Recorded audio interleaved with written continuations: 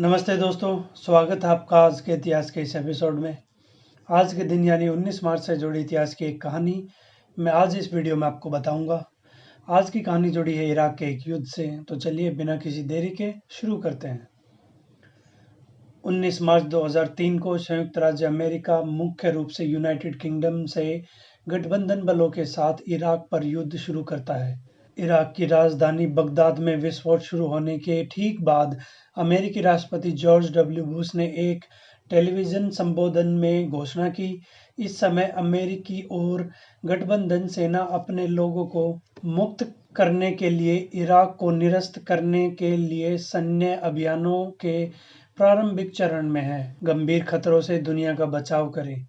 राष्ट्रपति बुश और उनके सलाहकारों ने तानाशाह सद्दाम हुसैन के अधीन इराक पर युद्ध के लिए अपना अधिकांश मामला बनाया, जिसके पास सामूहिक विनाश के हथियार बनाने की प्रक्रिया थी। या इराक को छोड़ने या युद्ध का सामना करने के लिए सद्दाम हुसैन के लिए अमेरिका द्वारा लगाए गए समय सीमा के 90 मिनट बाद शत्रुता शुरू हुई।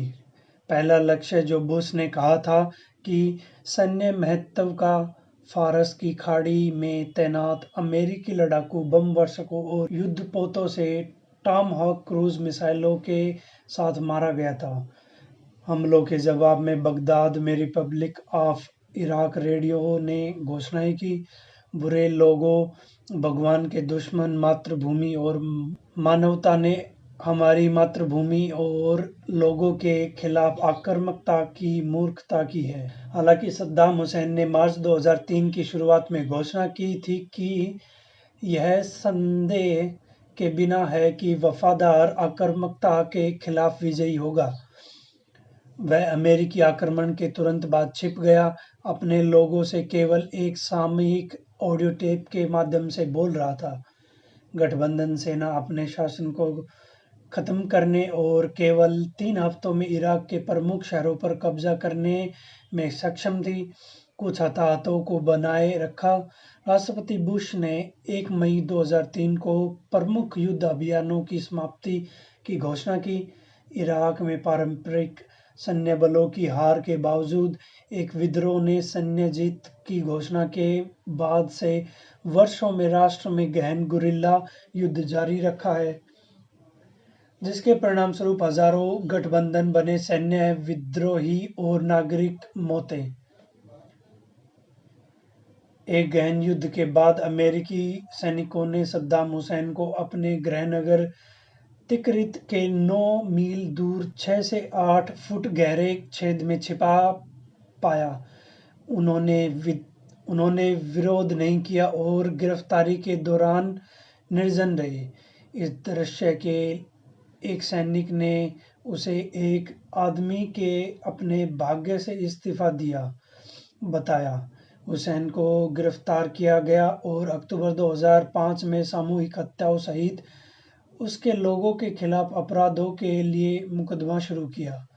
जून 2004 में सद्दाम को हटाने के तुरंत बाद से अंतिम सरकार ने इराकी अंतरिम सरकार की सत्ता हस्तांतरित कर दी। जनवरी 2005 में इराकी लोगों ने 275 सदस्यीय इराकी नेशनल असेंबली का चुनाव किया। देश के लिए एक नए संविधान की पुष्टि की गई थी कि 6 नवंबर 2006 को सद्दाम हुसैन की मानवता के खिलाफ अपराधों का दोषी पाया गया और फांसी की सजा सुनाई गई। असफल अपील के बाद उन्हें 30 दिसंबर 2006 को मार दिया गया था। इराक में सामूहिक विनाश के कोई हथियार नहीं मिले। अमेरिका ने लड़ाई शुरू होने के लगभग 10 साल बाद 15 दिसंबर 2011 को इराक में युद्ध की समाप्ति की घोषणा की। ये थी आज के इतिहास से जुड़ी एक कहानी। आज के लिए बस इतना ही। अब मुझे दीजिए इजाज़त।